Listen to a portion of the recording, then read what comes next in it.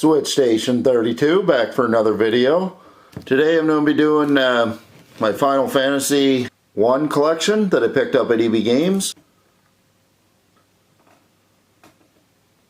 There's 4 games here in this pile.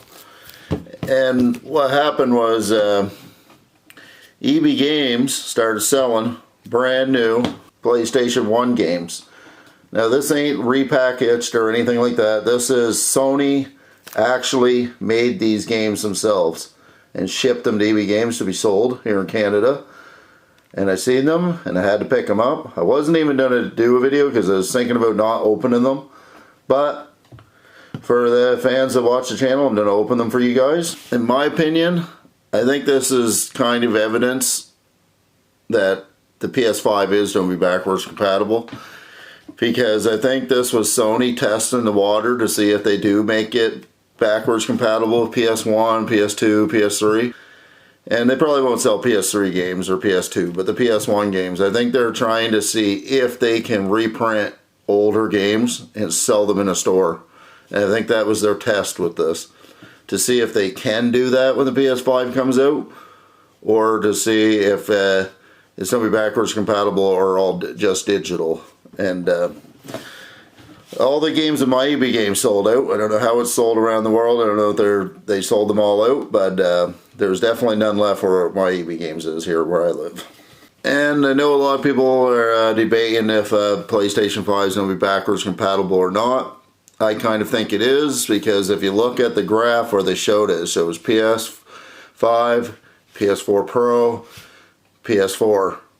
If the bottom section where that is blank, why would that be there if it ain't going to say PS3, PS2, PS1? It don't make sense for that bottom part to be there. So I'm pretty sure they're saving that till June or whenever. That's going to be like their last big hurrah they're going to have to get the fans pumped up for the PS5.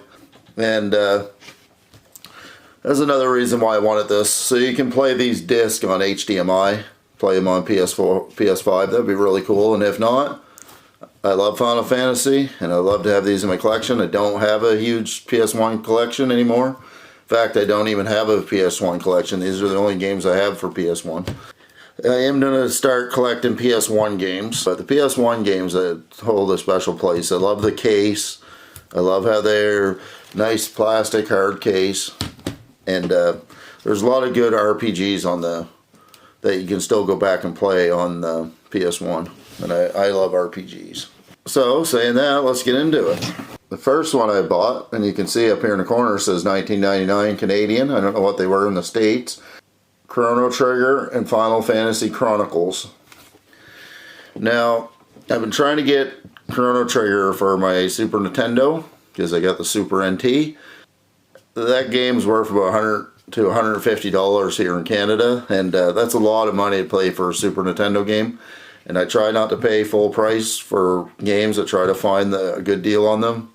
And so far, I haven't been able to find a good deal. My local game dealer hooked me up with a repro of it, so I picked that up. So I do have a copy of it, but it's not real. It's a repro, and I am thankful to have that in my collection though, but I do want a real one eventually. To get Chrono Trigger for $19.99, and it's legit made by Sony, that was pretty cool to me. And if you can play this on PS5 on an actual disc, I thought that was definitely worth it just to have this, so I picked it up.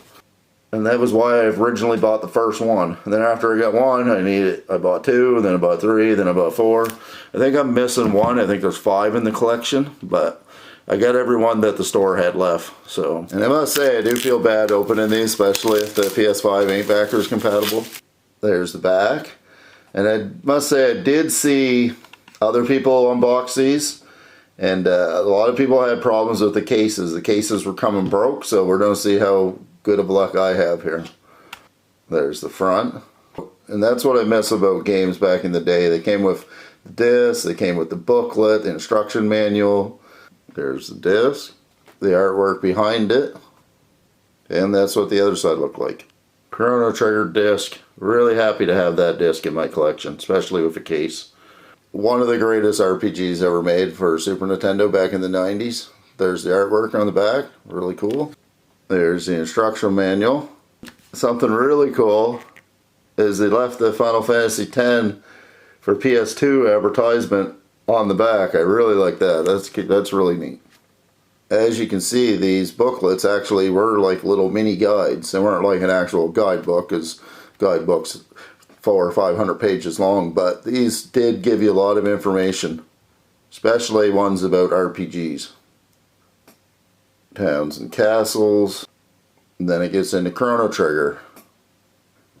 And it even has the booklet and the toll-free number you call for 99 cents a minute to get information. And I don't know if this is legit or if this is just a joke. This was just what we came in the actual booklet. But that's really cool. Moving around the world.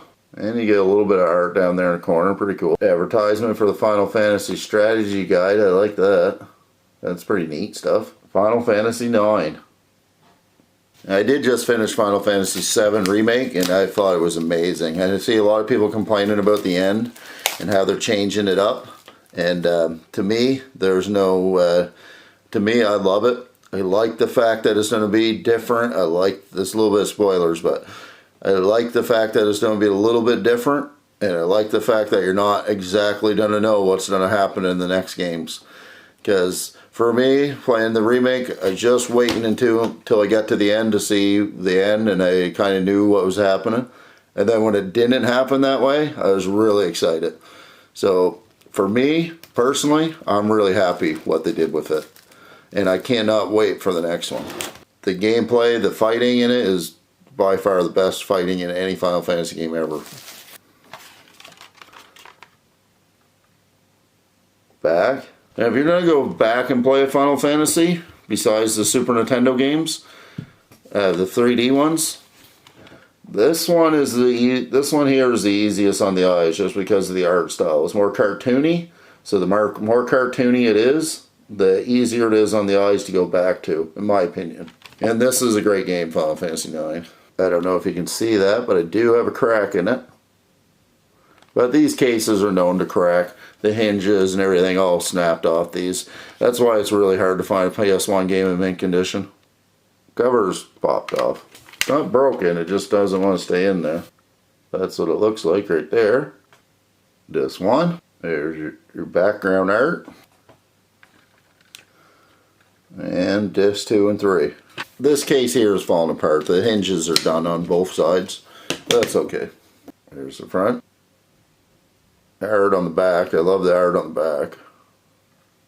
And as you can see, it does have art in it. And as you can see, they're cartoon characters. They're not based on real people. I mean, they are real, but they're based on like cartoonish and not supposed to be like actual real. So that's what makes it easier on the eyes to go back and play these early 3D games. There's some more art. Then Final Fantasy Anthology.